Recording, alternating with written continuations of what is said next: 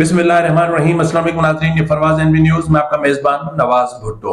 आने वाले 24 घंटे पाकिस्तान की अदालती तारीख के हवाले से इंतहाई अहम और खतरनाक साबित हो सकते हैं। इन 24 घंटों में इस्लामाबाद हाई कोर्ट के 5 जजेस के खत का जवाब भी सामने आ सकता है और इस्लाम सुप्रीम कोर्ट के 4 जजेस के खत का जवाब भी, जो काफी हद तक उन्हें मिल चुका है, उसकी मजीद मंदरजात भी सामने आ सकते हैं। और जस्टिस बाबर सत्तार, जिनका ताल्लुक है इस्लामाबाद हाई कोर्ट से, उनके लिखे गए खत का मामला भी सामने आएगा। और फिर जिन जजों ने chief justice supreme court justice Yahya Afridi को रिप्रेजेंटेशंस भेजी थी, उन रिप्रेजेंटेशंस का क्या होगा, ये मामला भी ज़ेरे गौर आएगा। और इसके अलावा सबसे बड़ी बात कि कल जुडिशल कमीशन का बहुत बड़ा इजलास है, जिसमें सुप्रीम कोर्ट में जजेस की एलिवेशन का मामला सामने आएगा। इसके अलावा जस्टिस मोहम्मद अली मजहर ने जस्टिस मंसूर अली शाह के 13 जनवरी और 16 जनवरी के फैसलों का पोस्टमार्टम करते हुए 26वीं आईनी तरमीम के हवाले से अहम हकायक सामने रखे हैं या अहम हकायक से पर्दा उठा दिया है। इसके अलावा सबसे खतरनाक तरीन बात यह है कि IMF ने पाकिस्तान के मुआशी और इक्तिसादी मामलात के बाद अदालती उमूर में भी टांग अड़ाना शुरू कर दी है। और इसके अलावा अदालती महाज पर एक बहुत बड़ी साजिश का भी इंकशाफ हुआ है। और वो साजिश क्या है, क्या हो सकता है, ये तमाम उमूर नाज़रीन आज के व्लॉग में शामिल है। अगर कुछ टाइम बच गया तो कराची में जो डंपर गर्दी जारी है उस पर भी हम बात करेंगे, अगर टाइम बचा तो। आपसे छोटी सी गुजारिश है कि अभी तक अगर आपने मेरे चैनल को सब्सक्राइब नहीं किया तो कर लें और बेल आइकन दबा दें ताकि बर वक्त आप तक मेरे व्लॉग्स पहुंच सके। आपसे छोटी सी गुजारिश है कि आप प्लीज कमेंट बॉक्स में जाके आप अपनी आरा से मुझे जरूर आगाह करें, कमेंट करें, मुझे लाइक करें, सब्सक्राइब करें, शेयर करें अपने व्हाट्सएप ग्रुप्स में। यही आप मेरी मदद कर सकते हैं और मैं आपसे मदद की दरख्वास्त कर रहा हूं। नाज़रीन, हम बात कर लेते हैं सबसे पहले जस्टिस मोहम्मद अली मजहर साहब की। जस्टिस मोहम्मद अली मजहर ने जो 6 रुकनी बेंच बैठा था, और वो बेंच बैठा था जस्टिस मंसूर अली शाह के 2 रुकनी बेंच के फैसले पर। और वो केस था तौहीन अदालत का, जो कन्वर्ट हुआ था कस्टम्स एक्ट के मामले को उन्होंने घुमाकर और तौहीन अदालत के मामले पर लेकर आए थे। और फिर उन्होंने चीफ जस्टिस समेत सुप्रीम कोर्ट के 4 सीनियर जजेस को तौहीन अदालत का मुर्तकिब करार दे दिया था। तो जो 6 रुकनी बेंच बैठा था, उन्होंने एक इसकी बहुत अहम समाअत की थी। और उस हवाले से जस्टिस मोहम्मद अली मजहर ने एक अलग से नोट जारी किया है। और इस नोट में मंसूर अली शाह के इरादों को, मंसूर अली शाह के फैसलों का अच्छा पोस्टमार्टम किया है। और 26वीं आईनी तरमीम के हवाले से भी अहम तरीन हकायक खोल के रख दिए हैं। इससे पहले कि मैं आपको बता दूं कि IMF यहां क्या करने आया है, सबसे पहले हम बात कर लेते हैं मोहम्मद अली मजहर के हवाले से। तो उन्होंने अपने नोट में कहा है कि 26वीं आईनी तरमीम जो है वो इस वक्त आइन का हिस्सा है, उस पर आंखें और कान बंद नहीं कर सकते। 20 सफात पर मुश्तमिल नोट में उन्होंने लिखा है कि कवानीन के आईनी होने या ना होने का जायजा सिर्फ आईनी बेंच ले सकता है। किसी रेगुलर बेंच के पास आईनी तशरीह का अख्तियार नहीं है। यानी इन्होंने जो आपको याद होगा ना 191A का जो 191A का जो मामला था, उसके हवाले से इन्होंने सब कुछ खोल के रख दिया है। अपने नोट में जस्टिस मोहम्मद अली मजहर ने लिखा है कि आईनी बेंच ने दुरुस्त तौर पर 2 रुकनी बेंच के हुक्मनामे वापस लिए। 26वीं तरमीम इस वक्त आइन का हिस्सा है। तरमीम में सब कुछ खुली किताब की तरह वाज़े है। हम इस तरमीम पर आंखें और कान बंद नहीं कर सकते। जस्टिस मोहम्मद अली मजहर ने मजीद कहा है कि ये कि दुरुस्त है कि तरमीम चैलेंज हो चुकी और फरीकैन को नोटिस भी जारी हो चुके, ताहम केस फुल कोर्ट में भेजने की दरख्वास्त का मेरिट पर फैसला होगा। ये है जस्टिस मंसूर अली शाह के खत का के एक हिस्से का जवाब, कि जिसमें वो बार बार फुल कोर्ट के हवाले से दरख्वास्तें कर रहे हैं, खतूत भेज रहे हैं और इल्तजाएं कर रहे हैं और थ्रेट कर रहे हैं कि फुल कोर्ट बुलाया जाए। तो उसका जवाब मोहम्मद अली मजहर साहब ने उन्हें दे दिया है कि ये फैसला मेरिट पर होगा। 26वीं तरमीम को पार्लियामेंट या सुप्रीम कोर्ट का फैसला ही खत्म कर सकता है। जब तक ऐसा नहीं हो जाता, मामला इसी तरमीम के तहत ही चलेंगे। तो इसके बाद और इनको खुलकर क्या चाहिए। फाजिल जज साहब ने कहा है कि आईनी तशरीह कम से कम 5 रुकनी आईनी बेंच ही कर सकता है। किसी रेगुलर बेंच को वो नहीं करना चाहिए। जो अख्तियार मौजूदा आइन उसे नहीं देता। 2 रुकनी बेंच के टैक्स केस में बुनियादी हुक्मनामे वापस हो चुके। बुनियादी हुक्मनामों के बाद कि सारी कार्रवाई बेवकूफ है। यह है जी जस्टिस मंसूर अली शाह की हैसियत। उन्होंने उनकी पूरे जो 4-5 दिन बेचारे ने बड़ी मेहनत की थी 26वीं आईनी तरमीम के खिलाफ, जो उन्होंने मेहनत की थी पूरे निजाम अदल या 26वीं आईनी तरमीम को लपेटने के हवाले से, तो उसको सारा उन्होंने बेवकूफ कह दिया। जस्टिस मोहम्मद अली मजहर ने मजीद कहा है कि आर्टिकल 184 के तहत सुप्रीम कोर्ट के असल दायरा अख्तियार, आर्टिकल 185(3) के तहत अपीलेट दायरा अख्तियार या आर्टिकल 186 के तहत मुशावरती दायरा अख्तियार इस्तेमाल करने का हक सिर्फ आईनी बेंच को हासिल है। जस्टिस मोहम्मद अली मजहर ने अपने नोट में लिखा है कि मैं कोल और फेल में तजाद के बगैर वाज़े तौर पर कहना चाहता हूं कि मौजूदा हालात में आईनी बेंच के अलावा इस अदालत का कोई भी बेंच आर्टिकल 184, आर्टिकल 185(3) और आर्टिकल 186 के तहत सुप्रीम कोर्ट के असल दायरे अख्तियार, अपीलेट दायरे अख्तियार या शिकायती दायरे अख्तियार का इस्तेमाल नहीं कर सकता। जस्टिस मोहम्मद अली मजहर ने कहा है कि मेरे ख्याल में इख्तलाफ राय की कोई गुंजाइश नहीं है। इस वक्त आईनी बेंच के बाहर इस दायरे अख्तियार का कोई भी इस्तेमाल खिलाफ ज़ाब्ता होगा। उन्होंने कहा कि आर्टिकल 191(a)(5) में कहा गया है कि 26वीं आईनी तरमीम के निफाज से कबल सुप्रीम कोर्ट में दिए गए फैसलों या मंजूर करदा या ज़ेर इल्तवा या दायर करदा अहकामात के खिलाफ तमाम दरख्वास्तें, अपीलें या नजरसानी की दरख्वास्तें मुंतकिल कर दी जाएंगी और सिर्फ आईनी बेंच ही इनकी समाअत और फैसले करेगा।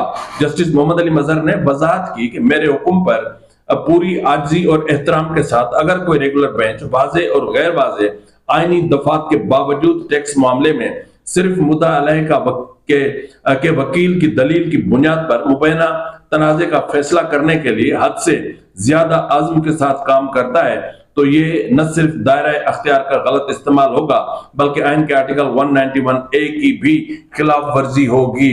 अब नाज़रीन बताएं, जो मैं मुतवातिर कह रहा हूं कि जस्टिस मंसूर अली शाह और उसका पूरा गैंग आइन के का हुलिया बिगाड़ने की कोशिश कर रहा है, आइन की शक्ल बिगाड़ने की कोशिश कर रहा है, आइन पर हमलावर होने की कोशिश कर रहा है।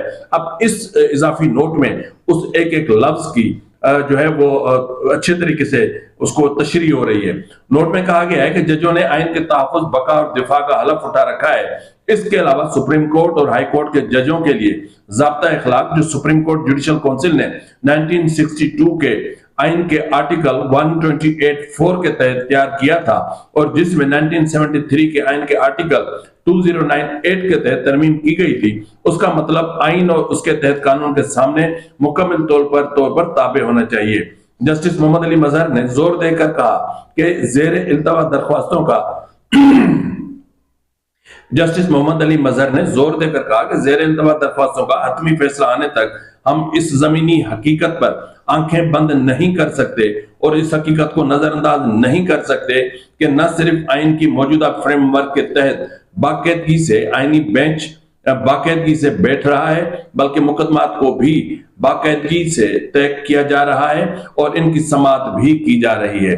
मौजूदा कार्रवाई सिर्फ कस्टम्स एक्ट 1969 की दफा 221(a) की झेली शिक 2 के मुबैना नकाइस के सवाल तक महदूद है, जिसे फिनांस एक्ट 2018 के जरिए शामिल किया गया है।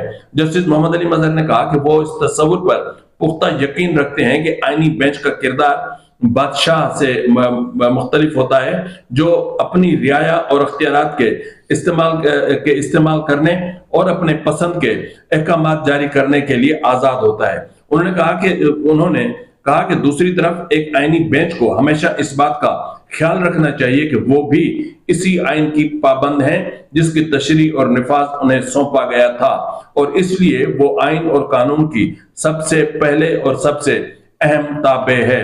नाज़रीन, आपको याद होगा कि 20 सफ़ात पर मुश्तमिल मुत्तफ़िका नोट जो आईनी बेंच के 28 जनवरी के हुक्मनामे के हक में सामने आया है, उसमें एक रेगुलर बेंच के 13 और 16 जनवरी के अहकामात को गैर जरूरी करार देते हुए वापस ले लिया गया था। जनवरी के हुक्मनामे में जस्टिस मंसूर अली शाह की सरबराही में छोटे बेंच की जानिब से 28 जनवरी के हुक्मनामे में जस्टिस मंसूर अली शाह की सरबराही में छोटे बेंच की जानिब से उठाए गए इस पेचीदा मसले को भी हल किया गया है कि आर्टिकल 191(a) के तहत कायम की गई आईनी कमेटी एक रेगुलर बेंच की जानिब से पहले से जेर गौर दायरे अख्तियार के मामलात को वापस लेकर अदालती वापस, हाँ बाबा खबर है, पहले से ज़ेरे गौर दायरा अख्तियार के मामले को वापस लेकर अदालती अहकामात के असरात को खत्म कर सकती है। नाज़रीन, अदालती मुआवजे पर ये जो कुछ होने जा रहा है या जो कुछ हो रहा है, ये एक बहुत बड़े तसादुम को पैदा करता दिखाई दे रहा है। आपको याद होगा कि इस्लामाबाद हाई कोर्ट के 5 जजेस ने जो खत लिखा था उसमें भी उन्होंने भी आइन से तजावुज किया था। उसके बाद सुप्रीम कोर्ट के 4 सीनियर जजेस ने, जिनमें जस्टिस मंसूर अली शाह शामिल थे, जस्टिस आयशा मलिक शामिल थी, जस्टिस मुनीब अख्तर, जस्टिस अतर मिनुल्लाह, जिन्होंने दोस्ती निभाई और दोस्ती निभाने के चक्कर में आइन को ही रोंद डाला, तो उनके हवाले से बहुत सारी जो चीजें हैं वो ज़ेरे गौर तो हैं, लेकिन प्रैक्टिकली इन पर फिलहाल कुछ भी आपको होता हुआ नजर नहीं आएगा। इसके अलावा जजों ने फिर रिप्रेजेंटेशन भेजी थी। कानून ये कहता है कि हर जज अपनी रिप्रेजेंटेशन अलग भेजेगा, लेकिन यहाँ चूंकि जजों ने एक यूनियन बना ली है, तो उस यूनियन और उस यूनियन के चक्कर में इन्होंने मुत्तफिका तौर पर एक जो है वो रिप्रेजेंटेशन चीफ जस्टिस को भेजी थी।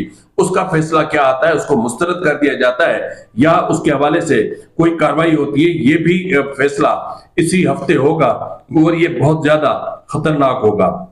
इससे पहले कि हम जुडिशल कमीशन ऑफ पाकिस्तान के इजलास की तरफ जाएं, सबसे पहले मैं आपको बता देता हूं कि इस वक्त पाकिस्तान में IMF का एक वफद मौजूद है, मिशन मौजूद है, और इस मिशन के हवाले से बहुत खतरनाक किस्म की इत्तलात मौसूल हो रही हैं। गो के IMF की तरफ से इस बात की तरदीद की गई है कि उन्होंने ऐसा कोई मिशन नहीं भेजा है, लेकिन जरा इस चीज की तस्दीक कर रहे हैं कि मिशन पाकिस्तान में मौजूद है और इजलास भी मुनक्किद कर रहा है।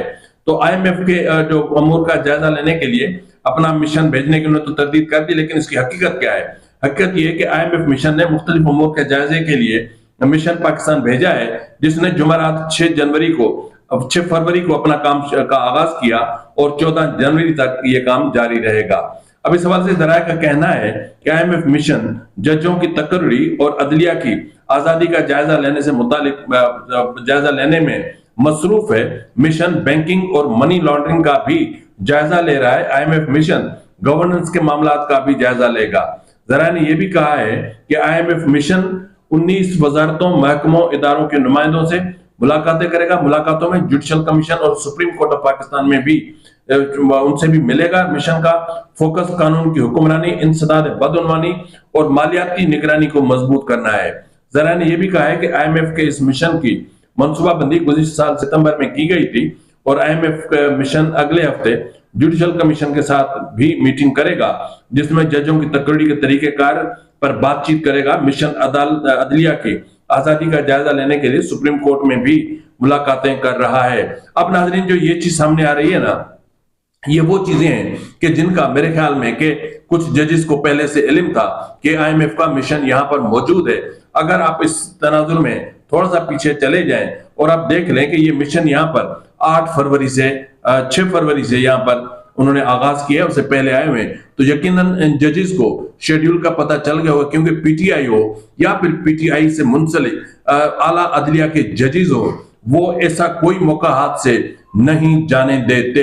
तो इस वक्त तक की इतलात इस तरह में मौसूल हो रही हैं कि अगर इस मिशन ने जो है वो जुडिशल कमीशन ऑफ पाकिस्तान से मीटिंग की, तो उस मीटिंग में जस्टिस मंसूर अली शाह, 26वीं आईनी तरमीम और फिर जो इस वक्त जो जजेस के तजादात चल रहे हैं या जिस तरह के मामलात चल रहे हैं, एक एक चीज को खोल के रख देगा, इस चीज की परवाह किए बगैर कि उसके बाद वो मुलाजमत यहाँ पर जज रहते हैं या नहीं रहते हैं। तो इस हवाले से मैंने भी अपने तौर पर कुछ जराए से मजीद बात करने की कोशिश की और उसको कुरेदने की कोशिश की, तब इस चीज की तस्दीक हुई है कि IMF का मिशन यहाँ पर मौजूद है और वो कुछ जजेस से मुलाकात की ख्वाहिश का भी ख्वाहिश भी रखता है। इसके अलावा नाज़रीन, बात करें तो कल से वकला तहरीक का आगाज हो रहा है। जी नाज़रीन, वकला तहरीक का आगाज, जिससे PTI बहुत पुरुमीद है और इमरान खान ने भी इस वकला तहरीक से बहुत पुरुमीद है और PTI की इस तहरीक को मुकम्मल पुष्ट पनाही हासिल है और इमरान खान ने इसकी बाज़ाब्ता तौर पर हिमायत का ऐलान कर रखा है। और अगर ये वकला तहरीक कल को कोई बहुत बड़ा एक सरप्राइज दे दे तो उसके बाद मैं आपको पहले बता चुका हूं कि जजेस के इस्तीफों की बारिश शुरू हो सकती है। और अगर ये तहरीक शुरू होने से पहले ही अब उसके गुब्बारे से हवा निकल गई तो फिर इन जजेस के किए धरे पर पानी फिर जाएगा, क्योंकि जिस तरह मैंने आपसे कहा कि इस्लामाबाद हाई कोर्ट के 5 जजेस ने जो रूल्स हैं उनकी न सिर्फ खिलाफ वर्जी की है बल्कि आइन से भी उन्होंने इनहराफ किया है, और फिर जो जजेस का कंडक्ट होता है उससे भी वो मिसकंडक्ट के भी मुर्तकिब हुए हैं, और सुप्रीम कोर्ट के 4 जजेस भी मिसकंडक्ट के मुर्तकिब हुए हैं। और इसी हवाले से जो सुप्रीम जुडिशल काउंसिल के कवानीन में तरामीम की जा रही हैं, उन तरामीम का बुनियादी मकसद ही यही है कि ऐसे जजेस का कला कमा किया जा सके। और इन तरामीम में एक चीज ये भी शामिल होगी कि अगर कोई जज रिटायर्ड भी हो जाए शिकायत मौसूल होने के बाद या उससे पहले और उसके हवाले से ड्यूरिंग सर्विस कोई बहुत बड़ी करप्शन सामने आती है तो फिर उनका मुहासबा किया जाएगा, यानी उनके खिलाफ भी बहुत बड़ी कार्रवाई की जा सकती है। इसका मतलब यह है कि रिटायर्ड जजेस जिन्होंने सुप्रीम कोर्ट के अंदर बैठकर और बहुत बड़े पैमाने पर न सिर्फ करप्शन की बल्कि पूरे निजाम पर असरअंदाज होने की कोशिश की, जिन्होंने आइन से इनहराफ किया, जिन्होंने आइन को रीराइट करने की कोशिश की, वो जजेस भी इस रगड़े में आया चाहते हैं। तो आने वाले दिनों में जो कुछ होने जा रहा है वो कुछ अच्छा नहीं है और एक बहुत बड़ा आईनी बहरान जन्म ले सकता है। अगर जजेस आईएमएफ के वफद से मिलते हैं और मिलकर सब कुछ कर देते हैं जो इनको करना है, जाहिर है कि आईएमएफ के लोग पाकिस्तान के तो नहीं होंगे और उनको एक्चुअल चीजों का पता नहीं होगा, तो देखते हैं कि आगे क्या होता है। लेकिन इस वक्त मैं आपको बता दूं कि कुछ भी अच्छा नहीं है, आइंदा हफ्ता बहुत खतरनाक है। और इसके जाते जाते मैं आपको बता दूं कि supreme judicial commission of Pakistan का होने वाला कल का इजलास तमाम मंसूर अली शाह और दीगर इनके साथी जजेस के तमाम तर एहतजाजों, इल्तजाओं, सदाओं, चीखों, पुकारों के बावजूद पूरी उसमें होने जा रहा है। और इसमें जिन जजेस को एलिवेट किया जाना है इस्लामाबाद हाई कोर्ट से भी लिए जा रहे हैं, लाहौर हाई कोर्ट से भी लिए जा रहे हैं, सिंध हाई कोर्ट से भी लिए जा रहे हैं, बलूचिस्तान हाई कोर्ट से और पेशावर हाई कोर्ट से भी जजेस लिए जा रहे हैं, और वहां से जजेस के पैनल्स अरसाल हो चुके हैं। अब उन पैनल्स में से सिलेक्ट किया जाएगा कि किस किस जज को सुप्रीम कोर्ट में एलिवेट किया जाना है। इस हवाले से ये इतलात मौसूल हो रही हैं कि एक इजलास भी हो चुका है जिसमें सरसरी तौर पर शॉर्ट लिस्ट भी किया गया है। अब फाइनली ये करना है कि इन पर रायशुमारी होगी और रायशुमारी के बाद जजेस की एलिवेशन का मरहला भी खत्म होगा।